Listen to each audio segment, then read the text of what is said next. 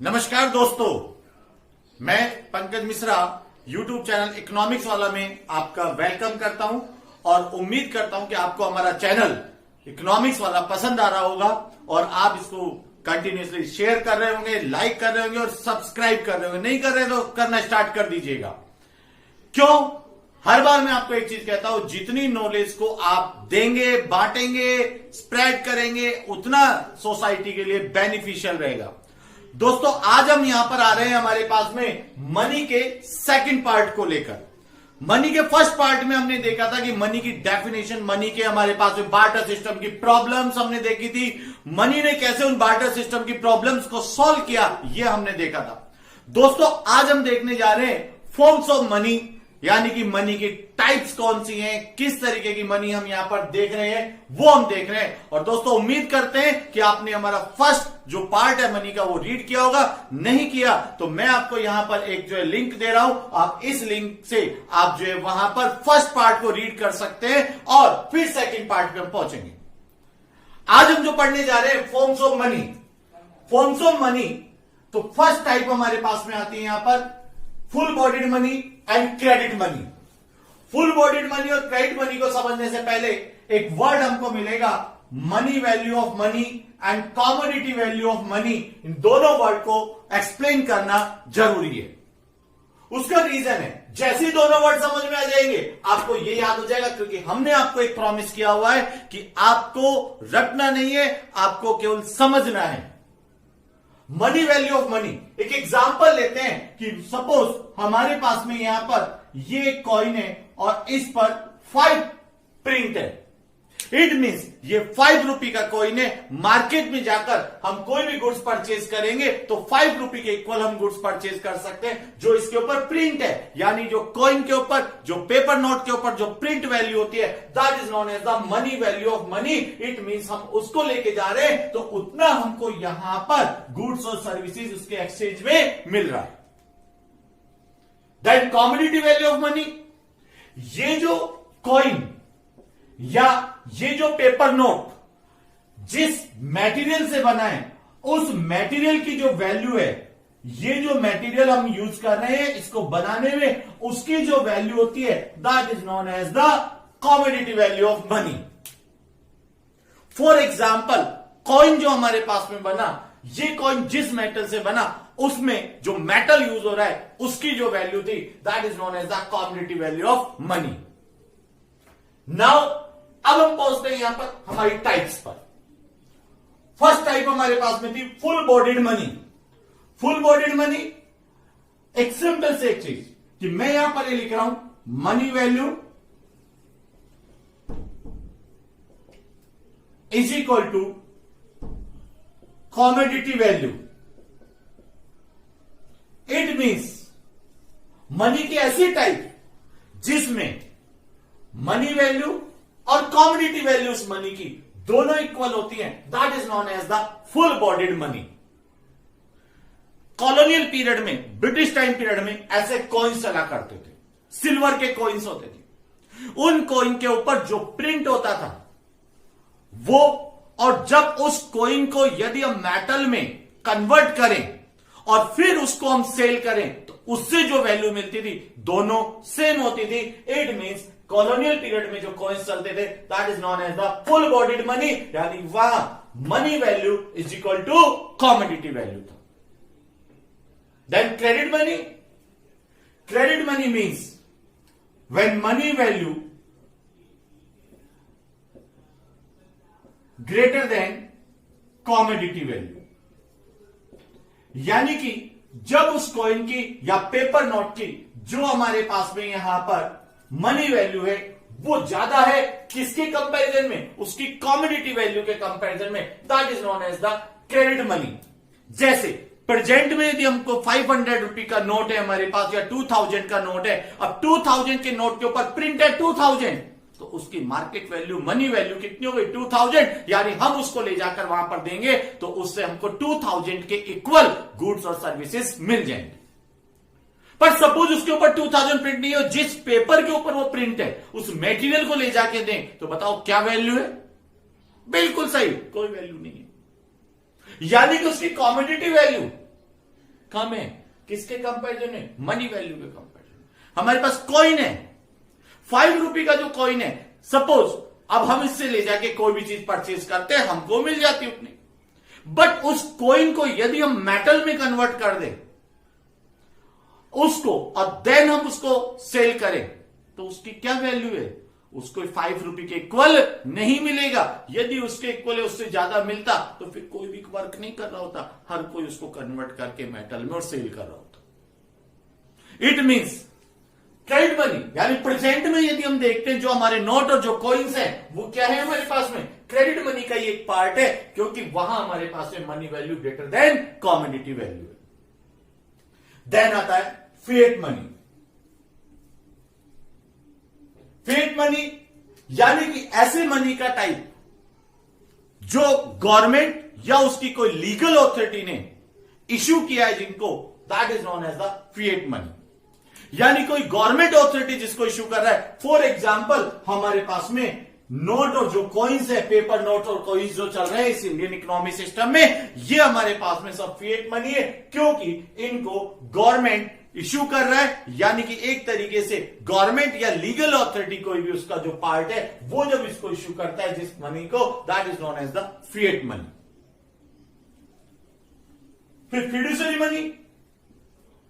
Fiduciary money का मतलब money का एक ऐसा टाइप जो केवल एक ट्रस्ट के ऊपर चल रहा है, जिसको गवर्नमेंट या उसके किसी लीगल अथॉरिटी ने कोई इश्यू ही नहीं किया। फॉर एग्जाम्पल चेक्स की हम बात करते हैं, आपने देखा होगा नोट के ऊपर तो गवर्नर के साइन है, आरबीआई गवर्नर के साइन। चेक के ऊपर आप बता सकते हैं आप किसी बैंक अथॉरिटी के सिग्नेचर है क्या? आरबीआई के या गवर्नमेंट के या किसी बैंक अथॉरिटी के सिग्नेचर नहीं।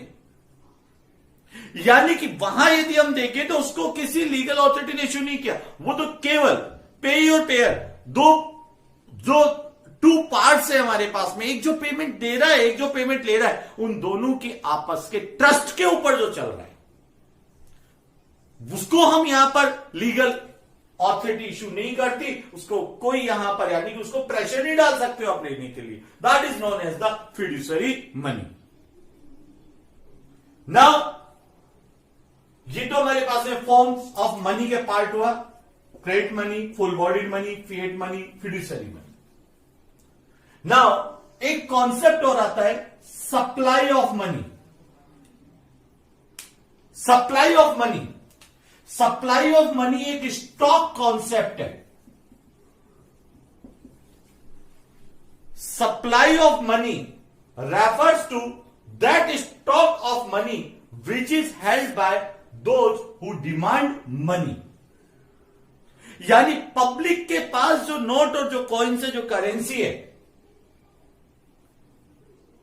यहां पर एक बात ध्यान रखने की, जो उसकी डिमांड कर रहे हैं उसको सप्लाई ऑफ मनी में इंक्लूड कर रहे हैं। जो सप्लायर है उनकी क्वांटिटी में हमने इंक्लूड नहीं किया। यानी not by those who supply money, जो मनी की सप्लाई कर रहे हैं उसको इस मनी सप्लाई के कॉन्सेप्ट में या सप्लाई ऑफ मनी के कॉन्सेप्ट में हम इंक्लूड नहीं करते। यहां केवल उसी को इंक्लूड किया जा रहा है जो उसकी डिमांड कर रहा है। जैसे हम यहां पे बात करते हैं कि इसके सप्लायर कौन है, इसके जो सप्लायर है हमारे पास में, प्रोड्यूसर्स जो हमारे पास में यानी प्रोड्यूसर्स ऑफ मनी, तो उन्हीं को हम सप्लायर्स ऑफ मनी कहते हैं। जैसे प्रोड्यूसर्स ऑफ मनी गवर्नमेंट है, किसी भी कंट्री का गवर्नमेंट, वो गवर्नमेंट करेंसी को यहां हम देखें तो वो एक सप्लायर की फॉर्म में काम कर रहा है, प्रोड्यूसर की फॉर्म में काम कर रहा है। दूसरा, जो हमारा बैंकिंग सिस्टम है, अब बैंकिंग सिस्टम में टू पार्ट आ गए, एक सेंट्रल बैंक भी आ गया। जैसे फॉर एग्जांपल हम बात करते हैं हमारा आरबीआई आ गया, इंडिया के लिए सेंट्रल बैंक आरबीआई है। या हमारे पास में जो कॉमर्शियल बैंक्स है वो आ गए हमारे पास में। अब ये तो क्या करता है, नोट इश्यू करने का काम कर रहा है, ये तो नोट इश्यू करने का काम कर रहा है। कॉमर्शियल बैंक क्या कर रहा है, वो क्रेडिट क्रिएशन का काम कर रहा है, डिमांड डिपॉजिट्स को क्रिएट करने का काम कर रहा है। तो ये हमारे पास में जो है यहां पर यदि हम देखें तो ये कहलाते हैं हमारे पास में प्रोड्यूसर्स और suppliers of money. Supply of money, again मैं रिपीट कर रहा हूं, सप्लाई ऑफ मनी में ओनली हम ये कह रहे हैं किसको इंक्लूड कर रहे हैं, जो डिमांड कर रहे हैं मनी की उनको इंक्लूड कर रहे हैं, सप्लाई करने वालों की क्वांटिटी को इंक्लूड नहीं कर रहे ये चीज। और इसके सप्लायर्स में टू पार्ट्स हमने इंक्लूड किया, गवर्नमेंट और एक बैंकिंग सिस्टम। बैंकिंग सिस्टम में two bank, central bank and commercial bank. Money supply के सोर्सेज हमने देखे। अब क्वेश्चन आता है measurement of money supply. Money supply का मेजरमेंट इंडियन सिस्टम के अंदर मनी सप्लाई के 4 अल्टरनेटिव मेजरमेंट्स हैं, M1, M2, M3 and M4। सबसे फर्स्ट M1। M1 सिंपल सा एक formula, C, DD and OD। C means currency held by the public. Public के पास में जो करेंसी है, अब करेंसी है, कौन सी करेंसी, हम बात कर सकते हैं नोट, हम बात कर सकते हैं जो कॉइन्स, जो करेंसी है पब्लिक के पास, that is known as the C, currency held by the public. DD, demand deposits of the public with the commercial banks. Commercial bank के पास में जो डिमांड डिपॉजिट्स हैं पब्लिक की, 2 टर्म आती हैं, 1 demand deposit, 2 term deposits. There are 2 terms, demand deposits and term deposits. Demand deposits means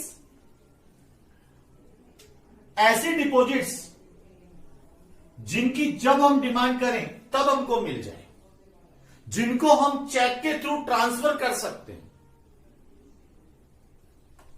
term deposit जो checkable नहीं है, जिनको हम ट्रांसफर नहीं कर सकते, जब डिमांड करें तब हमको नहीं मिल रहे। For example FD, FD means fixed deposit. Bank में हमारे पापा जी ने मान लीजिएगा पैसा डिपॉजिट करा रखा है, और डिपॉजिट कराया हमने 1 लाख रुपीज डिपॉजिट करा दिया 2 ईयर के लिए। उस डिपॉजिट में से चेक के थ्रू वो किसी और को शिफ्ट नहीं कर सकते, और ना ही किसी भी टाइम पे उसको विड्रॉ कर सकते। डिमांड डिपॉजिट्स जैसे सेविंग अकाउंट, सेविंग अकाउंट में जो हमने डिपॉजिट करा रखा है बैंक में, हम कभी भी जाए, अभी बैंक वाले चैप्टर में हम लोग ये रीड करेंगे, demand deposit, term deposits, FD, saving deposits, current account. यहां डिमांड डिपॉजिट और टर्म डिपॉजिट 2 वर्ड्स यूज हो रहे हैं। तो डिमांड डिपॉजिट जो सेविंग अकाउंट में पैसा डिपॉजिट कराया, हम चेक काट के देते किसी को भी, मान लीजिए हमने कहीं टीवी परचेज किया, हमने चेक काट के टीवी वाले को दे दिया, उस सेविंग अकाउंट में से पैसा ट्रांसफर हो गया, ट्रांसफर कर दिया हमने उसको, that is known as the demand deposit. Checkable है। डिमांड डिपॉजिट जब हमको यहां पर नीड थी तब हमने विड्रॉल कर लिया, तो यहां पर वही डिमांड डिपॉजिट वर्ड हुआ है। Demand DD means demand deposits of the public with the commercial banks. Commercial bank के पास जो डिमांड डिपॉजिट, हम टर्म डिपॉजिट की बात नहीं कर रहे हैं यहां पर, ध्यान रखिएगा, FD की बात नहीं कर रहे हैं हम लोग यहां पर, हम यहां पर डिमांड डिपॉजिट्स की बात कर रहे हैं। Third point OD। OD other deposits with RBI। Other deposits means कौन से अदर डिपॉजिट, क्या क्या इंक्लूड कर रहे हैं अदर डिपॉजिट्स। फर्स्ट इंक्लूड जो हम कर रहे हैं OD में, demand deposits with RBI of public financial institutions like NABARD. जो पब्लिक फाइनेंशियल इंस्टीट्यूशंस है, नाबार्ड जैसे जो इंस्टीट्यूशंस हैं, उनकी जो डिमांड डिपॉजिट्स RBI के पास रखी हुई है उसको इंक्लूड करना है। सेकंड, जो हमारे यहां पर फॉरेन गवर्नमेंट से, फॉरेन सेंट्रल बैंक हैं, उन्होंने जो डिमांड डिपॉजिट्स RBI के पास रखी है उसको इंक्लूड करना है। किस में इंक्लूड करना है? ओडी में। जो इंटरनेशनल फाइनेंशियल इंस्टीट्यूशंस हैं like IMF, international money fund, world bank, उनकी जो डिमांड डिपॉजिट्स आरबीआई के पास है उसको इंक्लूड करना है। दो चीजें इंक्लूड नहीं हो रही, बहुत सिंपल सा एक कॉन्सेप्ट है। नंबर वन, जो हमारी कंट्री की गवर्नमेंट है उसकी जो डिपॉजिट्स आरबीआई के पास है वो इंक्लूड नहीं करना। नंबर टू, जो हमारे पास में बैंकिंग सिस्टम हमारे है कंट्री का, उसके जो डिपॉजिट्स हैं आरबीआई के पास वो नहीं करना। ध्यान से सुनिएगा, फॉरेन के जो सेंट्रल बैंक थे, फॉरेन की जो गवर्नमेंट थी, उसकी डिमांड डिपॉजिट्स आरबीआई के पास है वो ऐड कर रहे हैं, लेकिन हमारी कंट्री का जो हमारे पास में यहां पर जो डिमांड डिपॉजिट्स जो डिपॉजिट्स है आरबीआई के पास या गवर्नमेंट की जो डिपॉजिट्स है उसको इंक्लूड नहीं करना ओडी में। ये चीज ध्यान रखनी है, अदर डिपॉजिट्स में इंक्लूड नहीं करना, ये इंपॉर्टेंट बात है, इसको ध्यान रखें। क्योंकि सबसे इंपॉर्टेंट कॉन्सेप्ट यहां पर जो है वो M1 है। सबसे मेन जो कॉन्सेप्ट है इन 4 टर्म्स में से M1 है। M1 को हमको यहां पर देखना है। तो M1 में कई बार क्वेश्चंस में आता है कि हमारे पास में जो ओडी है आरबीआई के पास, अदर डिपॉजिट्स विद आरबीआई, इसमें क्या इंक्लूड करना है, क्या इंक्लूड नहीं करना। तो अदर डिपॉजिट्स में दो चीजें इंक्लूड नहीं करनी, हमारी कंट्री की जो गवर्नमेंट है उसकी जो डिपॉजिट्स है, हमारी कंट्री का जो बैंकिंग सिस्टम है उसकी जो डिपॉजिट्स है आरबीआई के पास वो इंक्लूड नहीं करनी है। और ओडी में इंक्लूड क्या करना है हमारे पास में कि जो हमारे पास में यहां पर फाइनेंशियल जो इंस्टीट्यूशंस हैं, public financial institutions like NABARD जैसे, इनकी डिपॉजिट्स जो डिमांड डिपॉजिट्स आरबीआई के पास है, इंटरनेशनल फाइनेंशियल इंस्टीट्यूशंस है, IMF, international money fund, world bank जैसे, इनकी जो डिमांड डिपॉजिट्स आरबीआई के पास है, या जो फॉरेन गवर्नमेंट है, फॉरेन सेंट्रल बैंक है, उनकी जो डिमांड डिपॉजिट्स आरबीआई के पास है, इसको इंक्लूड करना है। तो M1 का मीनिंग क्या हुआ हमारे पास में? CC plus DD plus OD. CC currency public के पास, DD demand deposits with commercial bank, other deposits जो हमारी आरबीआई के पास है, इनको ऐड करेंगे तो क्या आएगा हमारे पास में? M1। It means M1 is equal to C plus DD plus OD. Next concept is M2। M1 concept तो है, इसमें हम deposits with post office saving bank account, post office के डिपॉजिट्स को यदि हम इंक्लूड कर रहे हैं, सेविंग डिपॉजिट्स को, देन क्या गेन हो रहा है? M2। M2 means M1 plus deposits with post office saving bank account. तो M1 से ब्रॉडर कॉन्सेप्ट हो गया।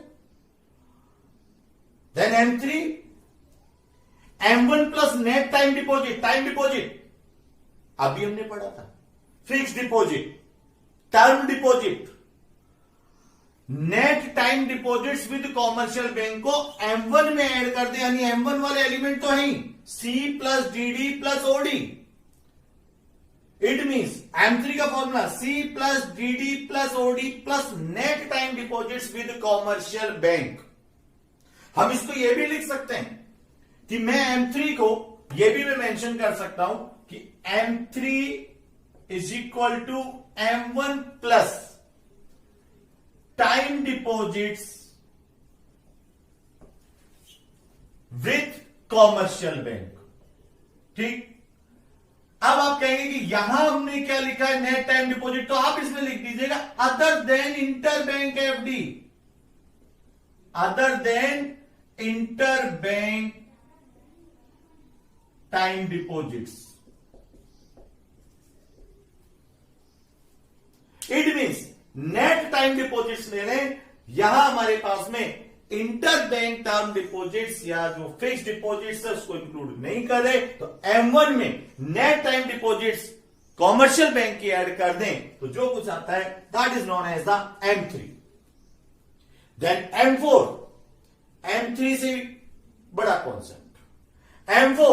M3 के एलिमेंट तो है, यानी कि M1 plus net time deposits with commercial bank plus क्या एड और करना है?